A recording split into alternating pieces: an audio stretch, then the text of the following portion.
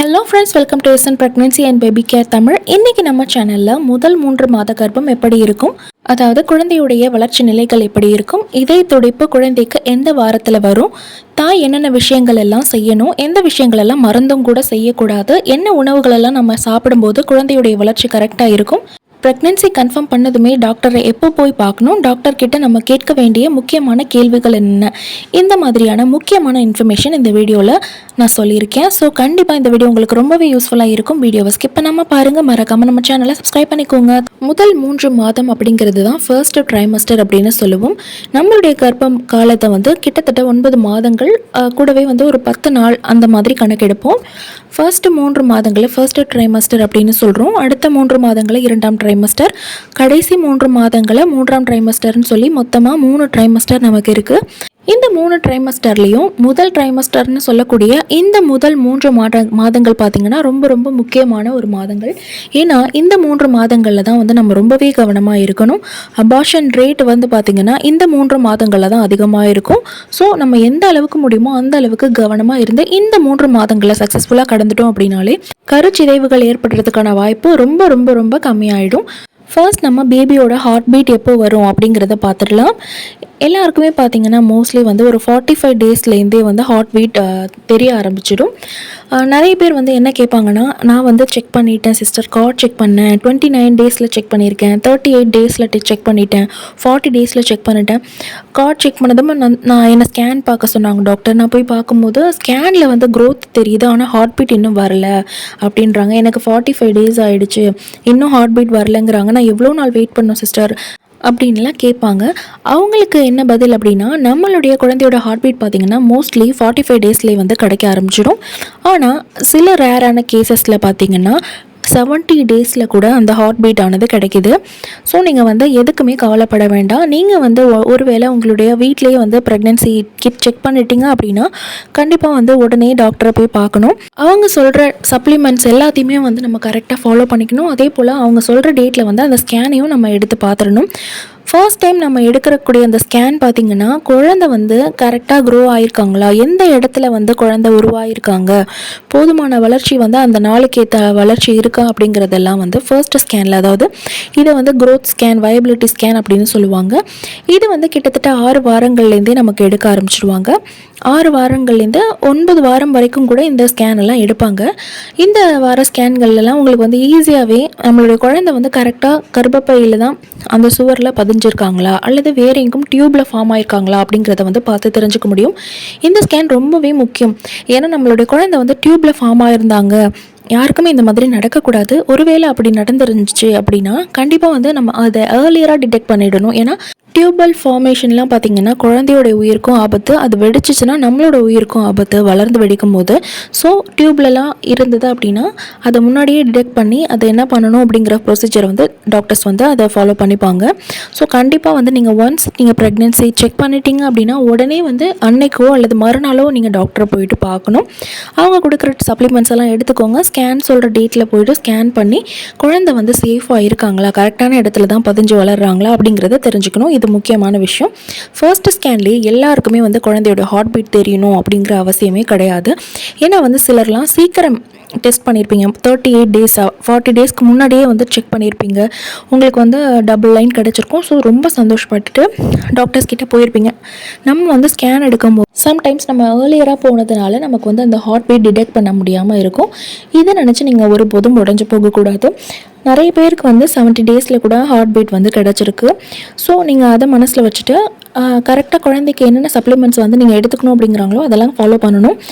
நீங்கள் பயந்துக்கிட்டு நான் டெஸ்ட் பண்ணிட்டேன், நான் ஸ்கேன் பண்ணுறதுக்கு லேட்டாக போவேன் அப்படின்னு நினச்சிங்கன்னு வச்சுக்கோங்களேன். என்ன ஆகும் பிரச்சனை அப்படின்னு பார்த்தீங்கன்னா, நம்ம குழந்தை ஓரளவுக்கு லைட்டாக பதிஞ்சிருக்காங்க, சரியான சப்போர்ட் இல்லாமல் இருக்காங்க அப்படின்னா அவங்களுடைய அந்த கரு சிதைவு ஏற்படுறதுக்கான வாய்ப்பு அதிகம். நீங்கள் அதுக்குவே டாக்டர் கிட்ட போயிட்டீங்க அப்படின்னா அதுக்கு தேவையான அந்த க்ரோத்துக்கு சப்போர்ட் பண்ணக்கூடிய சப்ளிமெண்ட்ஸ் எல்லாம் அவங்க மென்ஷன் பண்ணி உங்களுக்கு ப்ரிஸ்கிரைப் பண்ணுவாங்க. அதை நீங்கள் ஃபாலோ பண்ணிங்க அப்படின்னா வீக்கான கரு கூட நல்லா ஸ்ட்ராங்காக பதிஞ்சு வளரும்.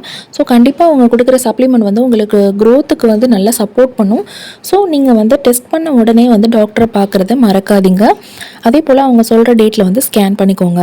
ஃபர்ஸ்ட் எடுக்கிற ஸ்கேனில் பார்த்தீங்கன்னா மேக்ஸிமம் வந்து குழந்தையுடைய பொசிஷன் பார்ப்பாங்க. கரெக்டான பொசிஷனில் வந்து குழந்தை வந்து பதிஞ்சு வளர்கிறாங்களா, வேறு எதுவும் தவறான இடங்களில் வந்து பதிஞ்சிருக்காங்களா அப்படிங்கிறத செக் பண்ணுவாங்க. ரெண்டாவது வந்து எடுக்கிற ஸ்கேனில் வந்து ஹார்ட் பீட் தெரிஞ்சிடும். அதே போல் பேபியோட ஜெண்டர் கூட மோஸ்ட்லி தெரிஞ்சிடும். அது நமக்கு தெரியாது, அவங்களுக்கு ஸ்கேன் பண்ணுறவங்களுக்கு டாக்டர்ஸ்க்கெல்லாம் தெரியும். இந்தியாவில் வந்து இதை ரிவீல் பண்ணுறது இல்லீகல் அப்படிங்கிறது நமக்கே தெரியும் இல்லையா. ஸோ செகண்ட் எடுக்கிற ஸ்கேனில் பார்த்திங்கன்னா பேபியோட ஜெண்டர் வந்து கன்ஃபார்ம் ஆகிடும். அதே போல் வந்து தேர்டாக ஒரு ஸ்கேன் எடுப்பாங்க. அதாவது இந்த முதல் 3 மாதங்கள் சொன்னேன் இல்லையா, இந்த முதல் 3 மாதங்கள் எடுக்கக்கூடிய 3 ஸ்கேன் தான் இது. ஃபர்ஸ்ட்டு 2 ஸ்கேன் வந்து மேக்ஸிமம் அந்த 60 டேஸ்க்குள்ளே எடுத்துருவாங்க. அடுத்தது பார்த்திங்கன்னா அந்த 11 to 14 வீக்ஸ்க்குள்ளே வந்து என்டி ஸ்கேன் அப்படின்னு சொல்லிட்டு எடுக்க சொல்லுவாங்க. இது வந்து பேபிக்கு ஏதாவது பிறவி குறைபாடுகள் இருக்குமா, அல்லது டவுன் சிண்ட்ரோம் இந்த மாதிரியான டிசீஸ் எல்லாம் வரதுக்கான வாய்ப்புகள் இருக்கா அப்படிங்கிறது வந்து சொல்கிறதுக்கான ஒரு ஸ்கேனு. ஸோ முதல் 3 மாதங்களில் நம்ம எடுக்கக்கூடிய முக்கியமான 3 ஸ்கேனில் இது தான். இப்போ வந்து அந்த முதல் 3 மாதங்களில் நம்மளுடைய குழந்தை வந்து எந்த அளவுக்கு வளர்ச்சி அடைஞ்சிருப்பாங்க, என்னென்ன உறுப்புகள் எல்லாம் வளர்ச்சி அடைஞ்சிருக்கும் அப்படிங்கிறத பார்க்கலாம். குழந்தைக்கு வந்து கண் இமைகள் வந்து உருவாயிருக்கும். அதே போல் நாக்கு, குரல் வலை, அப்புறம் இதயம் வந்து மேக்ஸிமம் உருவாயிருக்கும். நல்லாவே துடிக்க ஆரம்பிச்சிடும் இந்த 3 மாதங்கள்லேயே.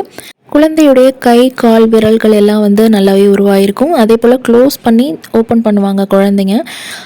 அதே மாதிரி அவங்களோட எலும்புகள், எலும்பு மஜ்ஜை இது எல்லாமே வந்து நல்லா உருவாயிருக்கும். நெக்ஸ்ட் பார்த்திங்கன்னா குழந்தைக்கு சிறுநீர் கழிக்கவும் முடியும்.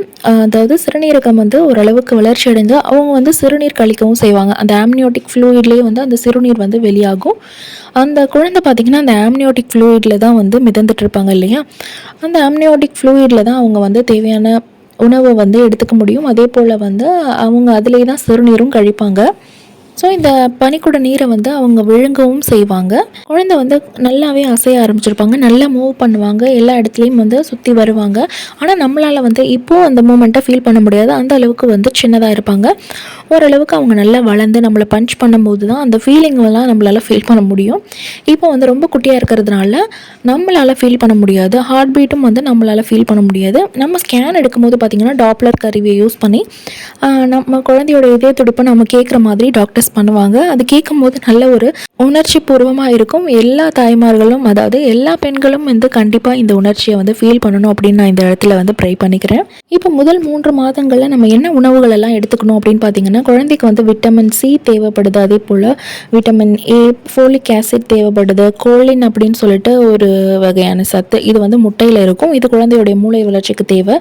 அதே போல் புரோட்டீன் தேவை, கால்சியம் தேவை, அயன் தேவை, மெக்னீஷியம் தேவை, இது எல்லாமே வந்து குழந்தைக்கு தேவை. ஸோ இதெல்லாம் இருக்கிற உணவுகள் அப்படின்னு பார்த்தீங்கன்னா, நம்ம ஃபர்ஸ்ட் வந்து கீரை வந்து டெய்லி எடுத்துக்கணும்.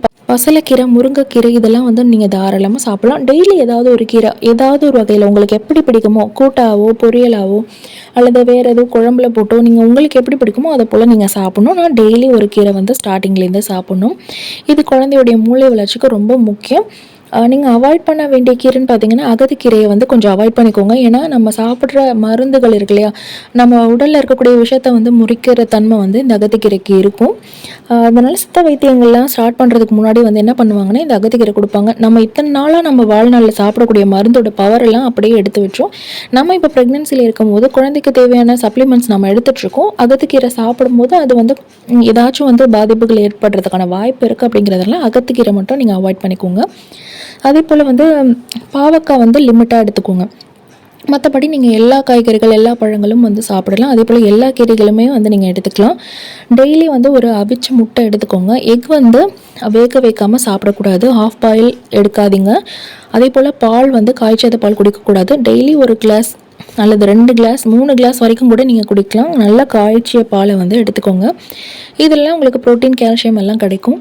நெக்ஸ்ட்டு பார்த்திங்கன்னா, நம்ம மட்டன், சிக்கன் இதெல்லாம் அவாய்ட் பண்ணிவிட்டு, மட்டன் கூட நீங்கள் ஓரளவு சாப்பிடுங்க. சிக்கன் வந்து நாட்டுக்கோழி கிடச்சிதுன்னா சாப்பிடுங்க. ஏன்னா சிக்கன் வந்து உடல் சூட்டை அதிகரிக்கும். ஃபர்ஸ்ட் 3 மந்த்ஸில் வந்து சிக்கனை வந்து சுத்தமாக நீங்கள் அவாய்ட் பண்ணுறது நல்லது. ஏன்னா வந்து இந்த டைமில் நமக்கு அபார்ட் ஆகிறதுக்கான வாய்ப்பு அதிகம். பாடி ஹீட் அதிகமாச்சுன்னா அபார்ஷன் ஆகிறதுக்கான வாய்ப்பு அதிகம். ஸோ கோழியெல்லாம் வந்து நீங்கள் எடுத்துக்க வேண்டாம். அதுக்கு பதிலாக நீங்கள் ஃபிஷ் எடுத்துக்கோங்க. விட்டமின் சி அதிகமாக இருக்கக்கூடிய பழங்களை நீங்கள் எடுத்துக்கோங்க. சிட்ரஸ் ஃப்ரூட்ஸ், அதாவது நெல்லிக்காய், எலுமிச்சை, ஆரஞ்சு, சாத்துக்குடி இதை மாதிரியான பழங்களை வந்து நீங்கள் எடுத்துக்கோங்க. இது வந்து உங்களுக்கு வாமிட் சென்சேஷனை கண்ட்ரோல் பண்ணுறதுக்கும் உதவியாக இருக்கும். அதே போல் வந்து நீங்கள் அயர்ன் எடுத்துக்கிறீங்க அப்படின்னு வச்சுக்கோங்களேன். இப்போ அயர்ன் அதிகமாக இருக்கிற கீரைகள் எடுத்துக்கிறீங்க அல்லது ஈரல் எடுத்துக்கிறீங்க, ஏதாவது ஒரு பழங்கள் ஏதாவது சாப்பிட்றீங்க அப்படின்னா அந்த அயர்ன் வந்து உங்கள் உடம்புல சேரணும் அப்படின்னா விட்டமின் சி வந்து முக்கியம். நெக்ஸ்ட்டு காய்கறிகளை பொறுத்த வரைக்கும் கேரட்டு, பீட்ரூட்டு, பீன்ஸு, வெண்டைக்காய் இதெல்லாம் அதிகமாக எடுத்துக்கோங்க. பழங்களை வந்து போமோகிரானேட் எடுத்துக்கோங்க, ஆப்பிள் எடுத்துக்கோங்க, ஆரஞ்சு எடுத்துக்கலாம், கொய்யாப்பழம் சாப்பிட்லாம். இந்த மாதிரியான பழங்களை நீங்கள் பார்த்து பார்த்து சாப்பிடுங்க. சாப்பிடக்கூடாத உணவுகள் அப்படின்னு பார்த்தீங்கன்னா நீங்கள் பிராய்லர் கோழியை அவாய்ட் பண்ணிக்கோங்க. காய்ச்சாத பால், நல்லா சமைக்கப்படாத எந்த ஒரு மாமிசமும் நீங்கள் சாப்பிடக்கூடாது. அதே போல் முழுசாக வேக வைக்கப்படாத முட்டை சாப்பிட வேண்டாம். முளைக்கட்டிய தானியங்கள் இப்போதைக்கு வேண்டாம். அதில் வந்து சில நன்மை பயக்கக்கூடிய நுண்கிருமிகள் இருக்கும். அது நார்மல் டேஸில் நமக்கு அது ஒத்து போகும்.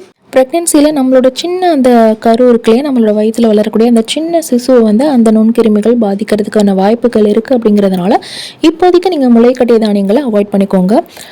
மற்றபடி நீங்கள் எல்லாமே சாப்பிட்லாம். பழங்களில் பார்த்திங்கன்னா பப்பாளி வேண்டாம், அதே போல் வந்து அன்னாசி பழம் வேண்டாம், மாங்காய் அதிகமாக சாப்பிட வேண்டாம். ரொம்ப உங்களுக்கு வாமிட்டிங் சென்சேஷன் இருந்ததுன்னா ஒரு துண்டு ரொம்ப சின்ன பீஸாக ஒரு மாங்காய் சாப்பிட்லாமே தவிர அதிகப்படியான மாங்காயோ மாம்பழமோ எடுத்துக்கக்கூடாது.